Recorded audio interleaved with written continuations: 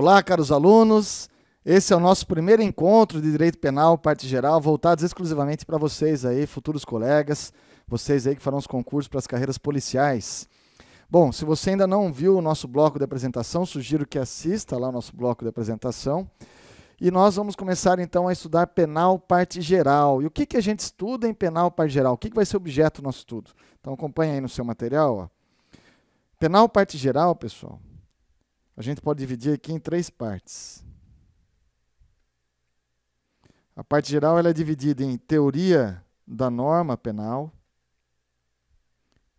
E aqui, na teoria da norma penal, ela vai dos artigos 1º a 12 do Código Penal. O que a gente estuda aqui nos artigos 1º a 12 do Código Penal? Temas importantíssimos. Certamente, mais uma questão da sua prova vai estar aqui, entre os artigos 1º a 12. A gente estuda os princípios básicos do direito penal, métodos de interpretação da norma penal. Nós estudamos o conflito de leis penais no tempo. Nós temos uma lei em vigor, aí surge uma outra lei que revoga a anterior, mas a anterior era mais benéfica. Isso aí, como é que fica? Como que deve ser solucionado isso? Conflito aparente de normas, estudamos aqui também. Lei penal no espaço. Então, veja, são assuntos super importantes e nós vamos enfrentar aqui, fiquem tranquilos.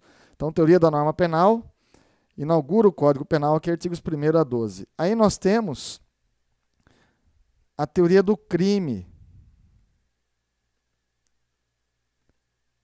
Teoria do crime que vai dos artigos 13 ao 31 do Código Penal. E o que tem de importante aqui na teoria do crime? Pessoal, sem dúvida, é a parte mais importante de todo o direito penal. É a parte mais importante. Se você não dominar essa parte, certamente você terá dificuldade para depois trabalhar os crimes em espécie, para estudar as leis penais extravagantes, aquelas que estão apartadas do Código Penal, uma lei de drogas, crimes hediondos, tortura, dentre tantas outras importantes aí, organizações criminosas, interceptação telefônica, lavagem de capitais, dentre outras. Então veja, aqui na teoria do crime a gente estuda o conceito de crime, e aí em quais os pilares em que eles fundamentam, o fato típico, a ilicitude, aquelas causas que excluem a ilicitude, a exemplo da legítima defesa, o estrito cumprimento do dever legal, a culpabilidade do agente, o concurso de pessoas. Olha só quantos temas importantíssimos aqui na teoria do crime. E depois nós temos, por fim, a teoria da pena. E aqui na teoria da pena é estudada as espécies de pena que nós temos, como se aplica uma pena, o concurso de crimes, as causas que extinguem a punibilidade do agente, e aí o que é o mais importante é a prescrição. Tá? Então nós vamos dar uma geral em vocês aqui, no que é mais importante desta parte geral. Sobre isso que nós vamos focar, claro, em se tratando de concurso para as carreiras policiais, não tenha dúvida que o mais importante é a teoria da norma penal e a teoria do crime, e apenas alguns crimes aqui da teoria da pena. Alguns crimes não, alguns aspectos da teoria da pena. Aí os crimes do direito penal, eles ficam lá na parte especial. Aqui que nós estudamos os crimes em espécie. Aí nós temos lá os crimes contra a pessoa, os crimes contra o patrimônio, contra a honra, a liberdade, a dignidade sexual. Isso vocês estudam aí com o professor Alexandre Zamboni. Tá bom? Então vamos começar o estudo do direito penal, parte geral. Se nós vamos começar o estudo, temos que dar início ao conceito. Qual o conceito que nós temos aqui? Legal de crime. Conceito legal de crime. Bom, se nós estamos falando de conceito legal, é porque esse conceito está na lei. Mas, pessoal, não está no Código Penal, mas sim na lei de introdução ao Código Penal.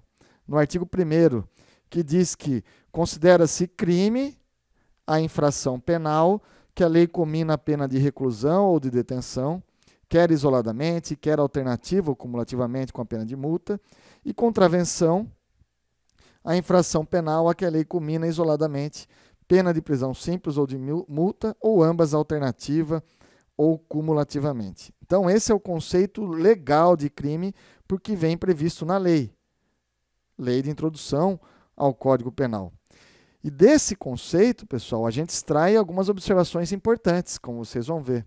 Então, qual é o conceito legal de crime? A gente olhando o artigo 1º, você percebe que o crime, na verdade, é uma espécie de infração penal. Infração penal é o gênero que tem duas espécies, crime e contravenção penal. Então acompanha aqui comigo, ó. Infração penal é o gênero. E aí nós vamos ter as espécies, crime ou contravenção penal.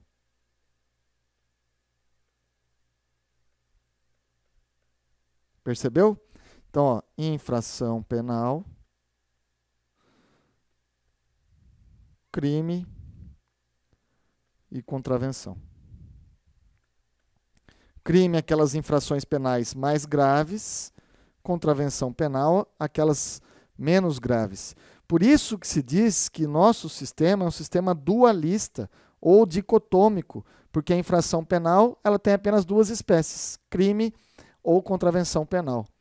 Aí eu pergunto, e o delito? Delito, por exemplo, lá na França, lá o sistema é tricotômico, nós temos três espécies, crime, contravenção penal e o delito como delito de média gravidade. E aqui no nosso ordenamento jurídico, onde estaria o delito aqui? Pois é, você tem que ter muito cuidado com expressões sinônimas.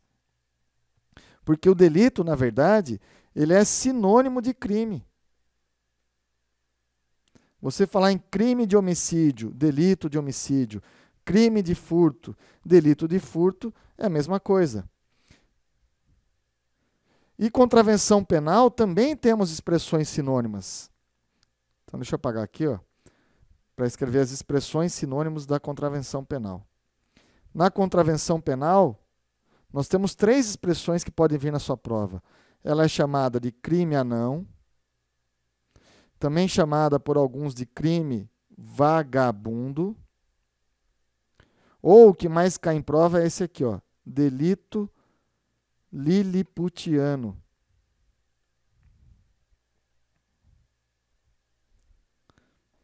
Tem origem essa expressão naquele filme lá do Gulliver, né? Então, ó, delito liliputiano, essa é que mais cai, cuidado. Então, no Brasil, o nosso sistema é dualista, infração penal é o gênero. Você fala, o sujeito praticou uma infração penal, pode ser um crime, pode ser uma contravenção penal. Se a gente falar em delito, é a mesma coisa, é a expressão sinônima de crime. Já a infração penal, contravenção penal, três expressões sinônimas, crime anão, crime vagabundo ou um delito liliputiano. Então, na questão da gravidade, claro que contravenção é menos grave do que um crime. Mas tem mais diferenças. Então, quais são as principais diferenças entre um crime e uma contravenção penal? É isso que a gente vai ver agora. Crime e contravenção penal. Primeira diferença, o aspecto quanto à pena. Porque no crime, você viu que a pena pode ser de reclusão ou detenção. Já na contravenção penal, a pena vai ser prisão simples ou multa. Então a diferença é bastante clara, a gente tem que analisar a pena, o preceito secundário da norma para a gente descobrir se estamos diante de um crime ou diante de uma contravenção penal. Se estiver escrito lá no preceito secundário, pena de detenção, pena de reclusão, então estamos diante de um crime. Por outro lado, se estiver escrito prisão simples ou multa, apenas aí contravenção penal. Detalhe aqui, pessoal, o crime, pena de reclusão ou detenção, máximo que o sujeito vai cumprir, 30 anos. Isso já está lá no artigo 75 do Código Penal, lá na teoria da pena. Vai dizer que o máximo de cumprimento da pena é de 30 anos. E a contravenção penal? Aí o máximo de 5 anos. Artigo 10, Lei de Contravenções Penais. Então, pessoal, olha só, um detalhe importante. Qual é o critério que o legislador utiliza para escolher, quando ele vai criar uma infração penal, se vai ser crime ou se vai ser contravenção penal? Tem algum critério jurídico nisso? Não. O critério é político, fica ali no âmbito da discricionariedade do legislador. Quando ele vai criar uma infração penal, ele pode escolher, aqui eu vou colocar crime, agora vai ser uma contravenção penal. Um critério totalmente aí, discricionário, um critério político. Quer ver um exemplo? Até 1997, portar arma de fogo de forma ilegal. O sujeito sai para a rua com uma arma de fogo na cintura sem autorização para isso. Isso aí, até 97, era contravenção penal. depois tornou-se crime. Veja, era uma contravenção, o legislador falou, não, melhor considerar mais grave, né? Melhor considerar crime agora para dar uma proteção mais eficiente para a sociedade. Mas repare que, ontologicamente, na essência, o crime é o mesmo, a situação é a mesma, a infração penal é a mesma, só que era contravenção penal e agora passa a ser um crime. Outro exemplo, a venda de bebida alcoólica a menor de idade era contravenção penal. Agora, de 2015 em diante, passou a tornar-se crime previsto lá no ECA. Compreendeu? Fica então ao talante do legislador, está no âmbito da discricionariedade dele. Não existe nenhum critério jurídico para isso. Joia? Então, primeira diferença, crime e contravenção quanto à pena. Nós também temos que citar aqui a diferença quanto à tentativa, porque no crime admite-se a tentativa. Admite-se a tentativa, artigo 14 do Código Penal. Vai dizer isso. E a contravenção penal? Na contravenção penal, a lei diz que a tentativa não é punível. Artigo 4º da Lei de Contravenções Penais. Então, cuidado com pegadinha de prova. É possível acontecer tentativa de contravenção penal? É possível. Só que o legislador optou por não punir. Outra situação que está ali no âmbito da discricionariedade do legislador. Questões de política criminal. Você sabe que a contravenção penal já é uma infração muito menos grave, não tem pena grave como tem pena de reclusão, de detenção lá no crime, é muito menos grave, então a tentativa de contravenção ele falou, nem vou punir. Pode acontecer no caso concreto? Até pode, mas não é punível para o nosso direito penal, tá? Então tentativa, crime, pode acontecer e lá ele vai ser punido, já na contravenção penal pode acontecer, mas ela não é punida. Próxima distinção. Quanto à extraterritorialidade da lei penal, o que seria isso? Isso aqui está lá no campo da lei penal no espaço, que a gente vai estudar juntos. Extraterritorialidade significa que a lei brasileira ela sai do nosso território para alcançar um fato que ocorreu lá no exterior. No crime, admite-se a extraterritorialidade. Artigo 7º do Código Penal. E a contravenção penal, aí não. A lei brasileira jamais será aplicada a contravenções penais praticadas no exterior. Onde está isso? O artigo 2º da Lei de Contravenções Penais e também no próprio artigo 7º do Código Penal. Olha só que interessante. Extraterritorialidade. Um crime ocorreu lá no exterior. É possível, em situações excepcionais, que a lei brasileira alcance aquele fato. Vale dizer, aquele criminoso vai ser processado, julgado e eventualmente condenado aqui no nosso país. Mas o crime ocorreu lá fora, não tem problema. É a hipótese de extraterritorialidade da lei penal brasileira. Aí, se uma contravenção penal ocorreu lá fora, nós vamos poder aplicar a lei penal brasileira? Aí não, jamais. Contravenção penal no exterior jamais vai sofrer a incidência da nossa lei, nos termos aí da Lei de Contravenções Penais e também do próprio Código Penal. Tudo bem? Mais uma distinção, a última que eu quero trabalhar com vocês, diz respeito à ação penal. A ação penal, por que isso? No crime, a ação penal pode ser pública, mas também pode ser privada. Artigo 100 do Código Penal diz isso. Pública, promovida pelo Ministério Público, privada pelo ofendido. E a contravenção penal? A contravenção penal sempre pública. A ação penal vai ser sempre pública, nos termos do artigo 17 da Lei de Contravenções Penais. Joia? Fácil? Então tá aí, pessoal. O Brasil adota um sistema dualista ou dicotômico de infração penal. Infração penal é o gênero, tem duas espécies, crime e contravenções penais. E aqui estão as principais distinções de um crime e de uma contravenção penal que você tem que levar para a sua prova. Próximo tema agora, nós vamos trabalhar com vocês interpretação da lei penal. O que significa isso? Interpretação da lei penal. Está aqui o conceito. Ó. Interpretar significa buscar o alcance, o significado, o alcance e o sentido das normas jurídicas. O que cai em prova não é o conceito, mas as espécies de interpretação da lei penal que nós vamos começar a estudar. Então, veja, nós vamos ver aqui as espécies de se interpretar uma norma penal. Isso aí cai em prova. Quanto ao sujeito, ou seja, quanto à pessoa que realiza a interpretação. Dá uma olhada aqui. Quanto àquele que realiza a interpretação, nós temos a autêntica ou legislativa. O que significa isso? Interpretação autêntica, ó, legislativa, o próprio nome diz, né? É aquela realizada pela própria lei. Ou seja, realizada pelo legislador.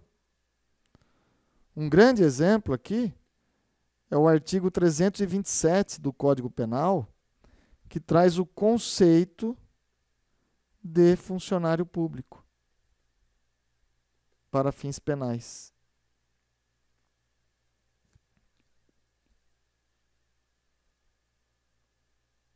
Tá? Então, interpretação autêntica, interpretação legislativa. O próprio legislador traz o conceito.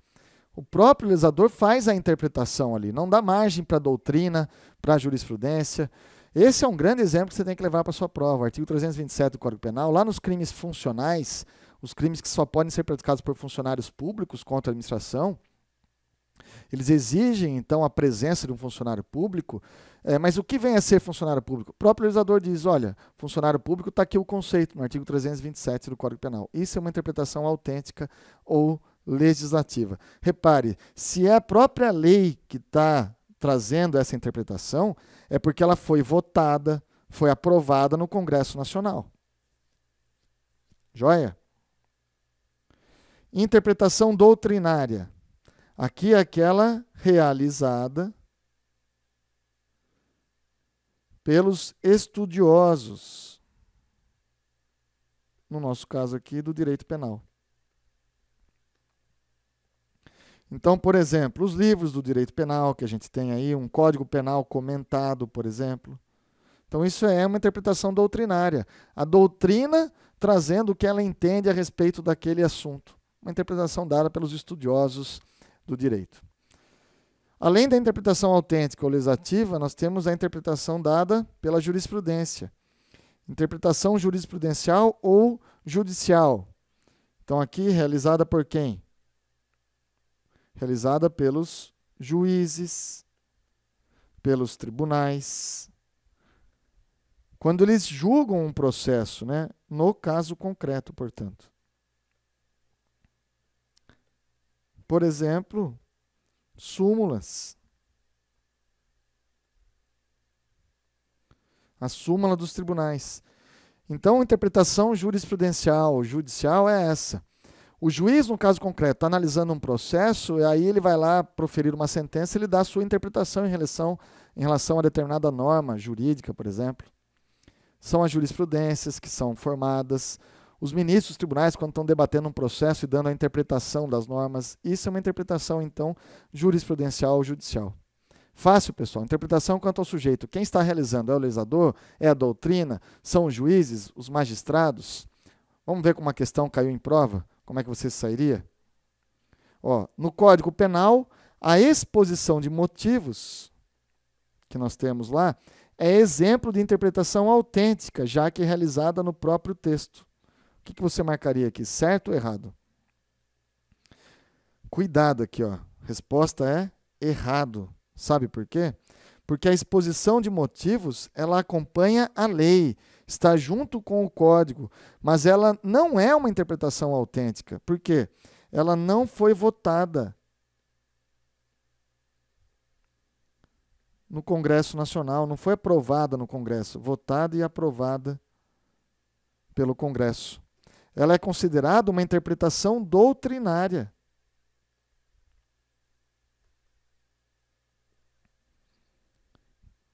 Então, não é porque a exposição de motivos do código ela vem junto ali com a lei, antecede ali a lei, que ela é uma interpretação autêntica. Ela não foi aprovada lá no Congresso Nacional. Então, não é a lei, é uma interpretação doutrinária. Outra pegadinha de prova, ó. Se o presidente do Supremo Tribunal Federal, em uma palestra proferida num seminário para magistrados de todo o Brasil, interpreta uma lei penal recém-publicada, essa interpretação é considerada uma interpretação judicial. E aí? O que você diria? Ó, Supremo Tribunal Federal, pensa num ministro do Supremo aí. Então, pensou nele? Esse ministro que você pensou, ele foi dar uma palestra para diversos magistrados e ele começa a dar opinião pessoal dele a respeito daquela nova lei que foi publicada. Isso não é uma interpretação judicial, porque ele não está analisando um caso concreto. Ele não está com um processo ali, dando a sua opinião naqueles autos do processo, não está num julgamento. Então, isso não é uma interpretação judicial também.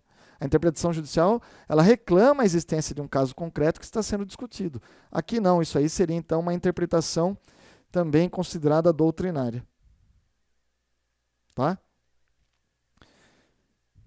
Então vimos aí uma espécie de interpretação quanto ao sujeito, quem realiza a interpretação, a doutrina, o próprio legislador, ou no caso os juízes julgando um caso concreto. Agora nós vamos ver quanto ao modo, como que essas pessoas, de que maneira elas podem realizar essa interpretação. Modo de interpretação, portanto. Quanto ao modo, então, a maneira pela qual o sujeito interpreta a norma. Essa interpretação pode ser literal ou uma interpretação gramatical. Então, aqui ele interpreta literalmente as palavras.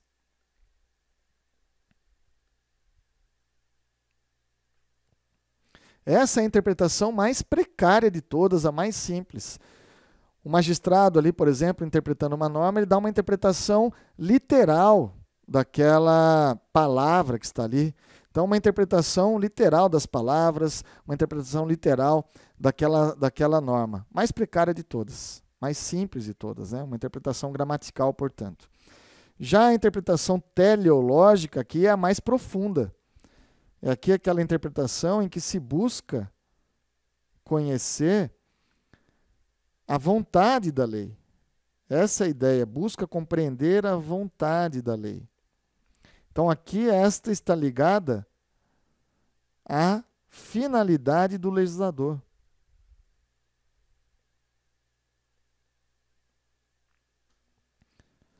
Quando o operador do direito faz uma interpretação teleológica, ele vai buscar qual foi a vontade do legislador quando ele criou essa lei.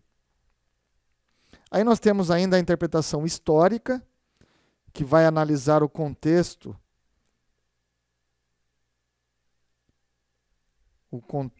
social em que foi criada a lei. Interpretação histórica. E nós temos ainda a interpretação sistemática. O que seria essa interpretação sistemática? Nós vamos analisar a lei, a norma, em conjunto com as demais normas. Que demais normas? As demais normas do sistema. Então, na interpretação literal, por exemplo, a gente faz uma interpretação gramatical daquela norma, analisando aquela norma sozinha. Na interpretação sistemática, a gente analisa aquela norma dentro de todo o sistema. A gente analisa ela comparando com outras normas. Quer ver um exemplo para ficar mais fácil? Acompanha aí. Interpretação sistemática. Vamos ver o artigo 59 aqui da Lei de Contravenções Penais. O artigo 59 diz que é uma contravenção penal entregar-se habitualmente à ociosidade, entregar-se a alguém habitualmente à ociosidade, sendo válido para o trabalho, sem ter renda que lhe assegure meios bastantes de subsistência, ou prover a própria subsistência mediante ocupação ilícita. Veja, prisão simples, o que demonstra que é uma contravenção, de 15 dias a 3 meses. É a contravenção penal da vadiagem. Aí eu pergunto, pessoal, a gente analisando esse artigo 59, que fala, olha, você aí que é ocioso de forma habitual, sem ter renda para tanto, você que não está trabalhando e não tem renda, você vai responder então pela contravenção penal de vadiagem. Analisando essa norma com o nosso sistema constitucional, Será que isso não viola, por exemplo, o princípio da isonomia? Por que isso? Porque essa contravenção penal só alcança os pobres. A lei diz aqui, olha, entregar-se alguém habitualmente à ociosidade, sendo válido para o trabalho, sem ter renda que lhe assegure meios bastantes. Ou seja, se ele tem renda, se ele é um filhinho de papai lá, um bom vivan, que quer ficar na ociosidade, é o vagabundo, lembram disso? O camarada quer ficar na ociosidade sozinho, mas ele tem grana, não responde por nada. Agora, se é um pobre, aí responde pela contravenção penal da vadiagem. Então, há uma crítica ferrenha aqui de parcela da doutrina, dizendo que isso aqui seria inconstitucional, porque violaria o princípio da isonomia, da igualdade. Então, perceba, nós estamos fazendo uma análise de uma norma com todo o sistema, com o sistema constitucional. Essa é uma interpretação sistemática. Tudo bem? Outro método ainda que a gente precisa trabalhar com vocês de interpretação, quanto ao modo aqui, é a interpretação progressiva, evolutiva. Como seria uma interpretação evolutiva, uma interpretação progressiva? Nós temos que adaptar a lei ao avanço da sociedade. Quer ver um exemplo? Crime de ato obsceno. Esse crime é previsto lá no artigo 233 do Código Penal.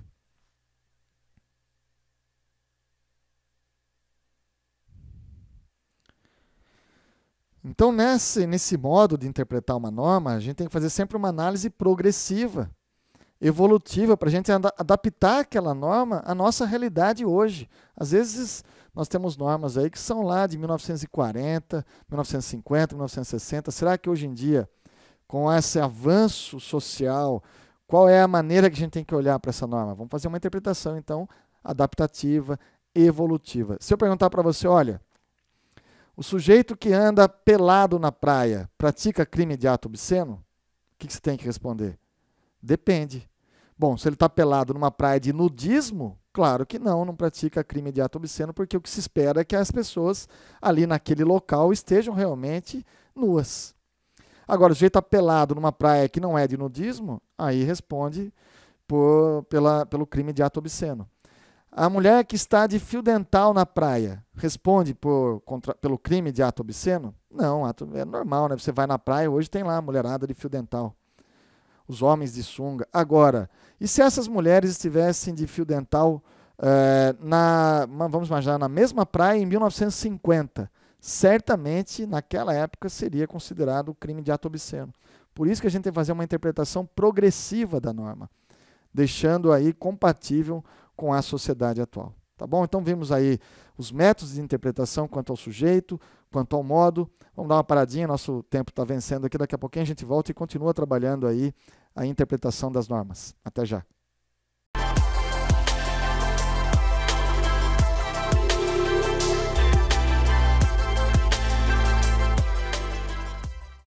Pessoal, nosso segundo bloco, então, estamos vendo com vocês aqui a interpretação da norma penal. Já vimos quanto ao sujeito, aquele que realiza a interpretação.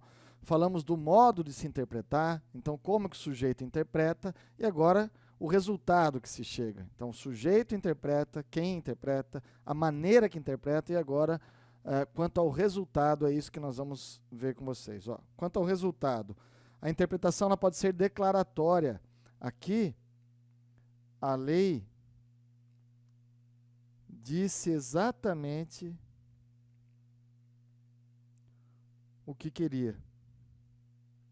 Como assim a lei disse exatamente o que queria? Aqui o legislador conseguiu colocar no papel exatamente a vontade dele. Há uma correspondência entre a vontade da lei e a vontade do legislador. Ele foi super claro ali, é exatamente o que ele queria dizer que está naquela norma. Aí nós temos a interpretação restritiva. A gente faz uma interpretação restritiva quando a lei disse mais do que queria. Se a lei disse mais do que queria, o intérprete deve restringir o seu alcance. Então acrescenta aí, ó. E o intérprete deve restringir o seu alcance. Interpretação restritiva. A gente precisa restringir o alcance da lei para ficar de acordo com a vontade do legislador. Ele acabou escrevendo mais do que queria. Aí nós temos uma interpretação que pode ser extensiva. Aqui é o inverso. Aqui, a lei disse menos do que queria. E a gente precisa ampliar o alcance da lei. Está muito viajante isso aqui, pessoal? Quer ver? Vai dar uma melhorada. Vamos trazer um exemplo para vocês de interpretação extensiva. Vai ficar muito claro. Você vai perceber que o legislador disse menos do que queria. Então nós, os intérpretes da norma, vamos precisar ampliar o seu alcance. Dá uma olhada aqui. Artigo 148 do Código Penal, crime de sequestro e cárcere privado. Privar alguém de sua liberdade, mediante sequestro ou cárcere privado. Reclusão de 1 a 3 anos. Aqui está tranquilo. Mas qual a diferença entre sequestro e o cárcere privado? No sequestro, pessoal, a vítima ela tem mais liberdade de locomoção do que no cárcere privado. Por exemplo, aqui ela está presa entre aspas, né, dentro de uma fazenda. Então, claro, nos dois nós vamos ter uma restrição da liberdade de alguém. É que no sequestro ela tem um pouco mais de liberdade. Ó, o sujeito sequestra alguém e coloca dentro de uma fazenda. Fala, você não pode sair aqui dessa casa, que nós estamos aqui, em volta da casa está cheio de capanga, se você sair, você leva bala. Então você fica aí. Aí você pode andar pela sala, pelo banheiro, pela cozinha, pela casa toda, mas não pode sair da sala. Isso é sequestro. No cárcere privado, aí está mais restringida ainda a liberdade. Fala, ó, você não pode sair desse quarto. Você não pode sair do quarto. Sair do quarto, você leva bala. Percebeu? Então essa é a diferença entre sequestro e cárcere privado, até aqui tranquilo, mas olha só onde nós vamos chegar. O artigo 159 do Código Penal traz o crime da extorsão mediante sequestro, em que a pessoa ela é sequestrada com uma finalidade de obter para si ou para outrem qualquer vantagem como condição ou preço do resgate. Por isso a pena é muito mais alta aqui, né? Então veja, na extorsão mediante sequestro, o criminoso sequestra alguém, coloca no cativeiro e começa a negociar com a família valores para resgatar. Condição para o resgate seria o recebimento dessa vantagem. Isso é extorsão mediante sequestro. Aí eu pergunto, mas e a extorsão mediante cárcere privado? Não consta aqui, né? Aqui fala extorsão mediante sequestro. E o sequestro é você restringir a liberdade de alguém, mas no cárcere privado você também restringe até mais. Como fica então a extorsão mediante cárcere privado? Não é crime? Claro que sim. Óbvio que é crime, não há dúvida de que houve uma falha do legislador ao redigir o tipo penal aqui. Acabou dizendo menos do que queria. Então aqui nós precisamos fazer uma interpretação extensiva dessa norma.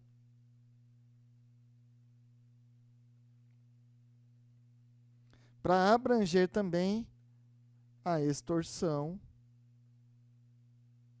mediante cárcere privado. Joia? Fácil. E ainda nós temos a interpretação analógica, que é uma das mais questionadas em prova. Ó. Interpretação analógica. Aqui, a própria lei permite ampliar o seu alcance, o seu conteúdo, vamos por assim. Ó. Permite ampliar o seu conteúdo. Então, olha só que interessante. Na interpretação analógica, que é essa que nós estamos falando, o legislador ele vai fazer o seguinte, ó, ele vai trazer uma fórmula casuística, ou seja, um exemplo. E como ele não consegue prever todas as hipóteses que podem acontecer no nosso mundo, ele acrescenta uma fórmula genérica. Mais genérica, mais ampla. Vou trazer um exemplo aqui, vai ficar mais claro. Vamos falar do homicídio qualificado. Ó, homicídio qualificado. Homicídio é qualificado se é cometido mediante paga ou promessa de recompensa. Ó, a fórmula casuística, ele está trazendo um exemplo. fórmula casuística. Está trazendo o exemplo aqui que pode acontecer no caso concreto. O sujeito foi morto, o homicídio foi pago, foi realizado mediante paga, ou uma promessa de uma recompensa, ou outro motivo torpe. Está aqui a fórmula genérica. Ó, está dizendo o seguinte, o legislador, que paga, que promessa de recompensa no homicídio, isso é motivo torpe. Só que como ele não consegue escrever aqui e imaginar todas as hipóteses de motivos torpes que possam acontecer no nosso mundo, ele termina com uma fórmula genérica. Fala, ó, qualquer outro motivo torpe que vá acontecer, ele vai responder com homicídio qualificado. Percebeu? Então isso é uma interpretação analógica. O legislador traz um exemplo, como ele não consegue imaginar e colocar ali todas as hipóteses que possam acontecer no mundo real, ele finaliza com uma fórmula genérica. Então ele fala, olha, se acontecer algo semelhante a isso daqui, também nós vamos dar o mesmo tratamento. É o caso do homicídio qualificado, mediante paga, promessa de recompensa ou outro motivo torpe. De modo que, qual a interpretação que a gente faz? Mediante paga ou promessa de recompensa são exemplos de motivo torpe. Mas nós podemos ter outros motivos torpes e também vão qualificar o homicídio. Esse outro motivo torpe é uma interpretação analógica. Joia, pessoal? Encerramos aí a interpretação das normas. Outro tema super importante para o seu concurso aí é o conflito aparente de normas. E aí? O que seria esse conflito aparente de normas? Está previsto em lei isso? Não, não está previsto em lei. Pessoal, o conflito aparente de normas é uma criação da doutrina e acolhida pela jurisprudência. Não está previsto em lei. O próprio nome está dizendo, né? Conflito aparente de normas. Então nós vamos ter um fato que aconteceu no nosso mundo fenomênico aqui, o mundo dos fatos, o mundo concreto. Tem um fato. Aparentemente, nós vamos ter mais de uma norma querendo regular aquele fato. Mais de uma norma querendo. Só que, quando nós formos aplicar os princípios que solucionam o conflito de normas, nós vamos ver que somente uma norma vai ser aplicada. Porque o conflito ele é, na realidade, aparente, não é um conflito real. Um exemplo para a gente perceber aqui. Ó. Imagina que alguém vai até, um sujeito, ele vai até o Paraguai, e aí ele compra maconha porque ele quer vender aqui no Brasil.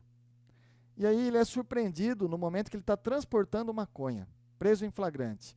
Aí eu pergunto, qual crime ele cometeu? A princípio, nós temos duas normas querendo incidir nesse caso. Pode ser o contrabando, que é você importar mercadoria proibida. Pode ser tráfico de drogas, você transportar drogas para fins de venda, aí caracteriza o tráfico. Então nós vamos aplicar um princípio, nesse caso aqui o princípio da especialidade, e a gente vai ver que na realidade ele responde apenas pelo tráfico e não pelo contrabando. Percebeu? Duas normas querendo incidir naquele caso, um conflito de normas que é na realidade aparente, já que ao final somente uma norma vai ser aplicada.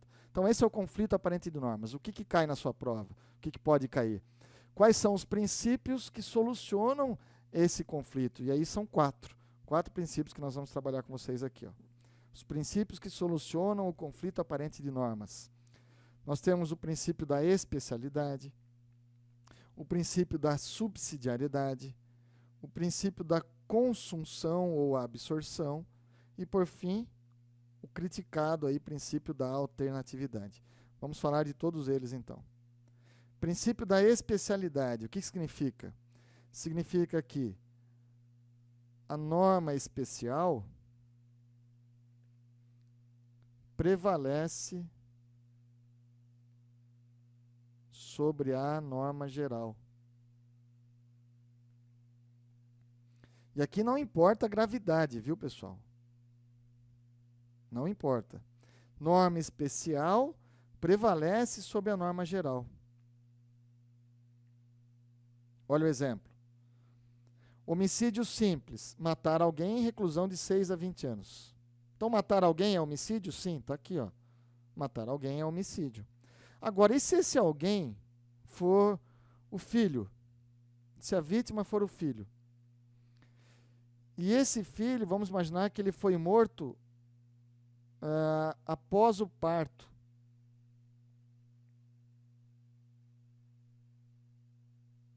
Logo após o parto.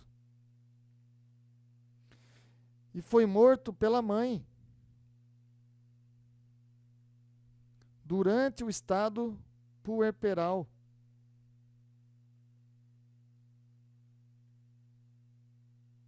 Percebeu onde eu vou chegar? Pessoal, nesse caso, se o homicídio foi praticado, se a vítima aqui for o filho, o caso ocorreu logo após o parto, quem matou foi a mãe durante o estado puerperal, isso aí não é homicídio. Esqueça homicídio, nós temos uma regra especial, um tipo penal especial que vai prevalecer sobre essa norma geral, que é o homicídio. Justamente o artigo 123, que fala do infanticídio, ó, matar sob a influência do estado puerperal o próprio filho durante o parto ou logo após. Norma especial prevalece sobre a geral, mesmo que seja menos grave. Pegou a jogada? Princípio da especialidade. Esse caso que nós falamos do contrabando e do tráfico de drogas. O tráfico de drogas é uma norma especial em relação ao contrabando. Então repare o seguinte, ó. Deixa eu voltar aqui no slide para nós. Ó, o Código Penal, ele trabalha com normas gerais. O artigo 12 do Código Penal, ele diz que as normas gerais se aplicam à legislação especial. Então, as normas gerais do Código Penal se aplicam à legislação especial. Por exemplo, a regra da tentativa, a regra da extraterritorialidade da lei penal,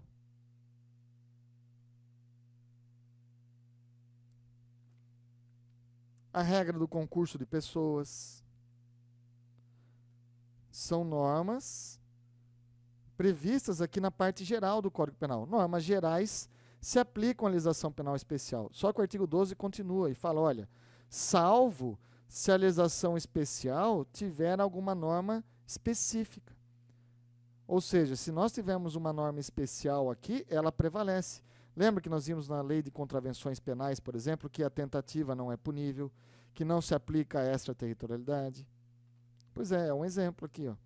Nós podemos ter regras próprias lá na lei do terrorismo, nós temos, que é a lei 13.260 de 2016, traz regras próprias que acabam, então, prevalecendo sobre a norma geral. Isso é o princípio da especialidade.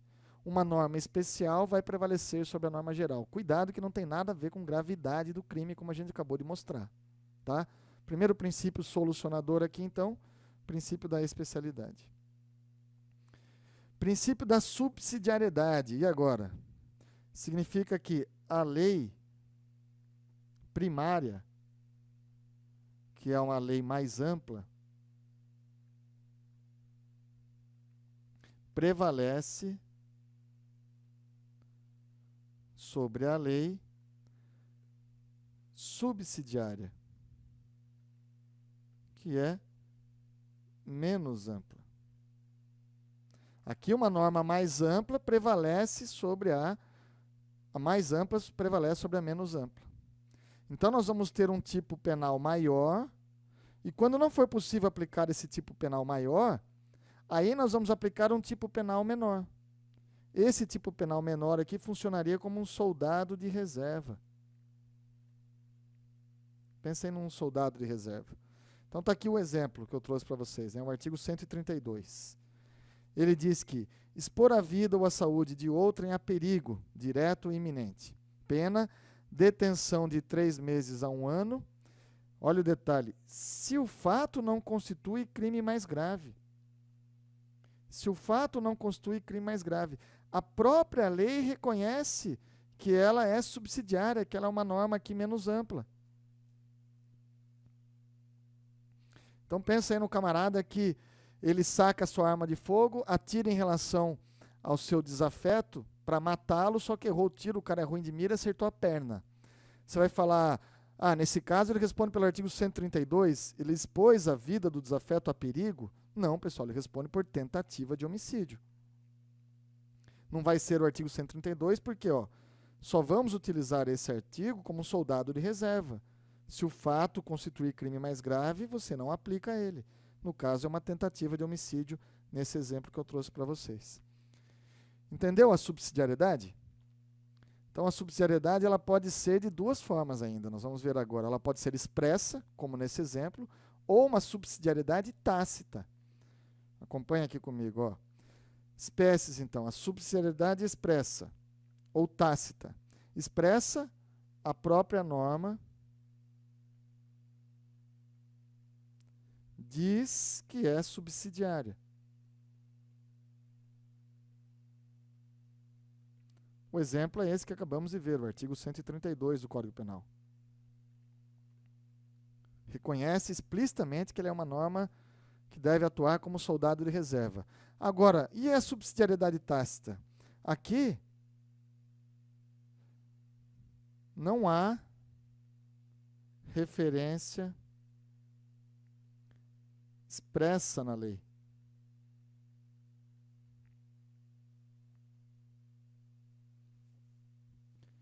Não há uma referência expressa na lei. Vamos trazer o seguinte exemplo. Ó. Pensa no tráfico de drogas.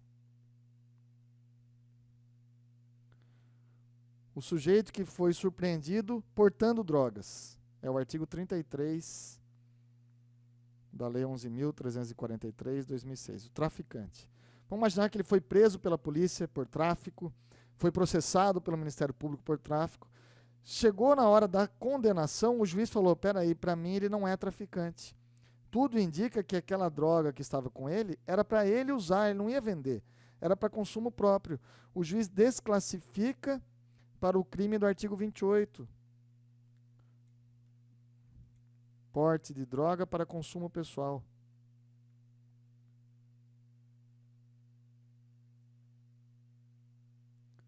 Artigo 28 da mesma lei. Claro que o artigo 28 ele é subsidiário em relação ao artigo 33, embora a lei não diga isso expressamente. Então o juiz, quando desclassifica o crime de tráfico de drogas, fala, ó, isso aqui para mim, eu não vou condená-lo pelo tráfico, mas vou condená-lo pelo porte de drogas para consumo pessoal, o artigo 28, que é muito menos grave, nem pena de prisão tem. Muito menos grave. Então é uma subsidiariedade tácita. Você analisando o dispositivo, você percebe que ele deve funcionar como um soldado de reserva. Tá bom? Agora, vamos trabalhar o princípio que é mais cobrado em prova, o princípio da consunção ou da absorção. Esse, sem dúvida, é o que mais cai. Cuidado, ó. Consunção, eu não estou falando de concussão. Concussão é um crime lá do artigo 316 do Código Penal, um crime praticado por funcionário público contra a administração pública. Funcionário público que exige uma vantagem indevida em razão da sua função, do seu cargo, por exemplo. Agora, aqui estamos falando do princípio da consunção, que é um princípio solucionador do conflito aparente de normas, consunção ou absorção. Qual é a regra, então, aqui? Aqui sim, ó, o crime mais grave absorve o menos grave.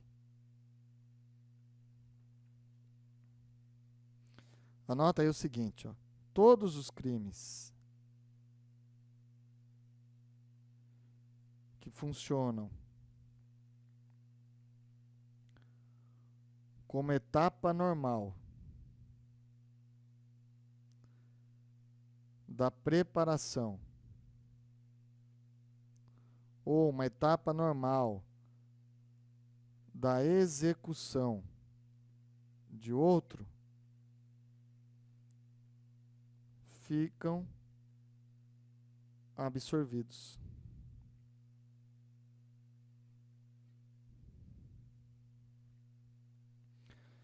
Nós vamos estudar isso com calma mais para frente, mas vocês vão perceber que os atos preparatórios, em regra, eles não são puníveis. Os atos preparatórios de um crime não são puníveis. E um ato preparatório, se ele for praticado, ainda que ele seja punível pelo legislador, ele foi praticado e depois alcançou o crime fim, esse crime fim ele vai absorver o crime meio. Quer ver um exemplo muito comum do nosso dia a dia da carreira policial? Você vai perceber que nós temos um ato preparatório, nós temos alguns atos preparatórios aí, espalhados pelo ordenamento jurídico, que são considerados crimes, mas isso é exceção. Um exemplo clássico é o artigo 34 da Lei de Drogas, chamado tráfico de maquinários. Então é o seguinte, ó, você Imagina aí que você vai cumprir um mandado de busca e apreensão na casa de um traficante. Está lá você, com a sua equipe, o delegado, todo mundo, 6 horas da manhã, pé na porta na casa do traficante. Entrou lá, está lá o sujeito que vocês estão investigando. O que você espera encontrar na casa dele? Um monte de droga, afinal de contas, ele é traficante de drogas, vocês fizeram esse levantamento, essa investigação. Só que chegou lá, naquele dia não tinha nada de droga, não encontraram nada. Mas não obstante isso, vocês encontraram lá balança de precisão, que você consegue comprovar que ele utilizava para pesar a droga. Você encontrou lá uma prensa hidráulica que ele utiliza para compactar a droga. Você encontrou o liquidificador dele, que tem pozinho branco lá, que ele utiliza para batizar a droga, misturar e conseguir mais lucro. Então você encontrou maquinários ali que são utilizados na preparação da droga. O que você vai fazer? Você vai sair de lá e falar, estamos de olho em você na próxima Casa Cai? Claro que não. Você vai prendê-lo em flagrante, mas não pelo tráfico de drogas, mas pelo tráfico de maquinários, o artigo 34. Ele tem ali maquinários, instrumentos, objetos que são destinados à preparação, à transformação da droga.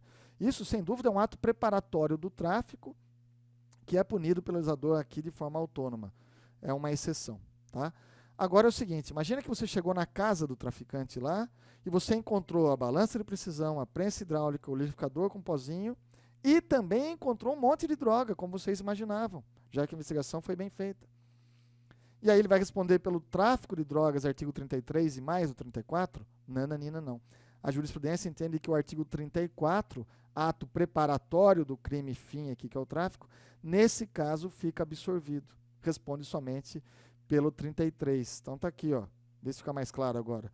O crime mais grave, nesse exemplo, o tráfico, absorve o menos grave, que é o artigo 34, tráfico de maquinários. Ó, todos os crimes que funcionam como etapa normal da preparação, esse artigo 34 seria um exemplo, fica absorvido. Percebeu?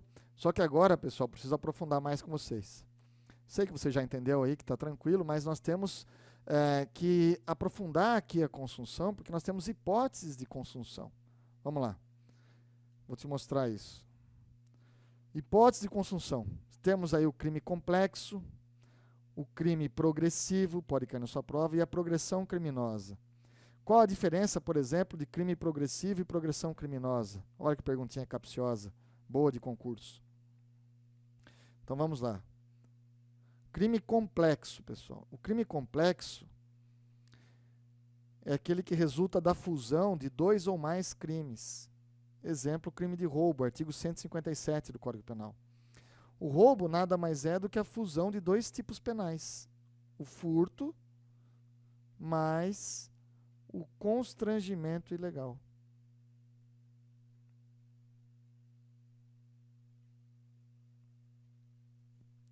Então, o sujeito que pratica roubo, 157, responde também pelo furto, responde também pelo constrangimento ilegal, 155, e o constrangimento ilegal, você vai falar, não, é 146. Não, ele responde apenas pelo roubo. Esses demais aqui estão absorvidos. O crime é complexo. Outro exemplo, o crime progressivo. Deixa eu apagar aqui. Crime progressivo. O que seria isso? O crime progressivo é aquele que o agente, desde o início, ele quer praticar um crime mais grave. Então, desde o início, o agente quer praticar um homicídio. Artigo 121 do Código Penal. Ele quer praticar um homicídio contra o seu desafeto. Só que para matar o seu desafeto, antes, o que ele precisa fazer? Causar uma lesão. Lesão corporal. Ele tem que ferir antes. Pessoal, esse é o crime, então, que vai ficar absorvido. Esse é um crime progressivo. Desde o começo ele quer praticar um homicídio e, para tanto, ele precisa ferir a pessoa. Então, pessoal, olha só.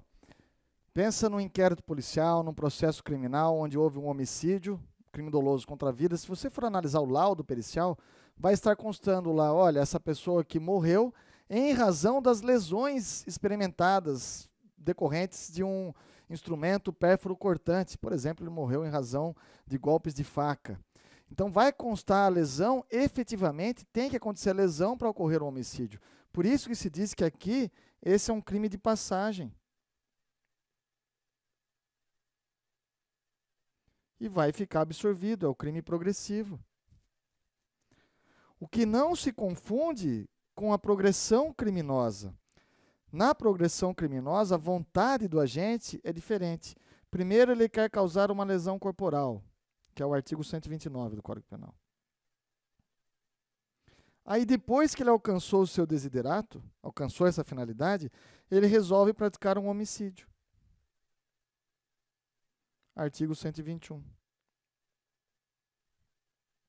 Repare que aqui é diferente, né? Do crime progressivo da progressão criminosa.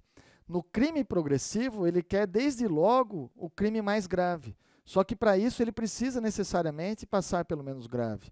Ele tem que praticar lesões para chegar no homicídio, mas ele só quer o homicídio. Esse crime de passagem fica absorvido. Na progressão criminosa, há uma substituição do dolo, da vontade dele. Primeiro, ele quer praticar um crime menos grave, uma lesão corporal. Então, ele chega no desafeto e dá um murro na boca do desafeto que desmaia. Já alcançou a finalidade que ele queria. Mas aí ele resolve praticar um outro crime mais grave. Fala, agora quer saber, eu vou matar esse camarada. Saca a arma e atira na cabeça dele. Percebeu? Na progressão criminosa há uma substituição do dolo. A vontade inicial era praticar lesão e depois ele pratica um homicídio. Também vai ficar absorvida. Aplicamos o princípio da consunção. Responde apenas pelo homicídio. Entendeu? Então, crime complexo, crime progressivo, progressão criminosa, hipótese de consunção. Fácil. Aí eu preciso chamar a atenção para vocês de uma súmula, sempre cai em prova. Súmula 17 do STJ. Pensa na seguinte situação comigo. O camarada estelionatário, quer praticar um estelionato. Ele quer comprar uma televisão de 75 polegadas lá e não tem grana para isso. O que ele resolve fazer? Falsifica um cheque. Está falsificando um documento. Que é crime mais grave que o estelionato, inclusive.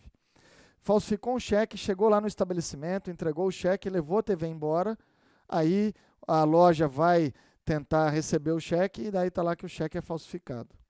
Aí eu pergunto para vocês, ele responde por quantos crimes? Responde pelo crime de falso, nesse caso esse falso documental aqui, e mais o estelionato, responde apenas pelo estelionato. O que você diria? Súmula 17 do STJ, nesse caso, responde apenas pelo estelionato, porque o cheque vai ficar absorvido. Vamos explicar essa súmula aqui. Ó. Quando o falso se exaure no estelionato, sem mais potencialidade lesiva, é por este absorvido, ou seja, o estelionato absorve o crime de falsidade. Por que nesse exemplo ele vai ser absorvido? Vai responder só pelo estelionato, embora o crime seja mais grave aqui. Pessoal, é o seguinte, ó, no momento em que ele falsificou o cheque e entregou na loja, e o sujeito vai ao banco para sacar aquele dinheiro, vai estar um carimbo lá que o cheque é falsificado, ele não consegue mais utilizar aquele documento. Então, aquele documento falso, se esgotou ali a potencialidade lesiva dele, se exauriu naquele estelionato. Ele não consegue praticar outros estelionatos com aquele mesmo documento. Então, como se exauriu naquele estelionato, que era a finalidade última dele, diz a jurisprudência, súmula do STJ, que ele responde apenas pelo estelionato. Se ele tivesse com alguma outra documento falso, uma CNH falsa, por exemplo, e com isso ele consegue praticar vários estelionatos, mas veja, o documento falso não se exaure, ele consegue utilizar em mais uma oportunidade, não se esgota ali, aí ele responde por 2 crimes. Mas o que cai em prova é o falso mais estelionato. O que cai em prova é a súmula 17 do STJ. Você tem que lembrar, olha, ele quer praticar um estelionato. Para isso, ele fez uso de um documento falso. E aquele documento falso, se esgotou a potencialidade lesiva naquele crime de estelionato, então ele responde só pelo estelionato que absorve o crime meio, que foi aí o falso. A crítica da doutrina, aqui muito forte, é que o crime menos grave, que é o estelionato, estaria absorvendo um mais grave. Um peixinho engolindo um peixão. Estaria errado, né? Mas nós temos essa súmula, é isso que cai em prova. A súmula é aplicada pelos tribunais superiores, tá bom? Encerramos nosso bloco aqui, já estamos esgotando o tempo. No próximo bloco, a gente inicia trabalhando o último princípio solucionador aqui do conflito aparente de normas, o princípio da alternatividade. Então dá um tempinho aí, toma uma água, um café e a gente volta já já.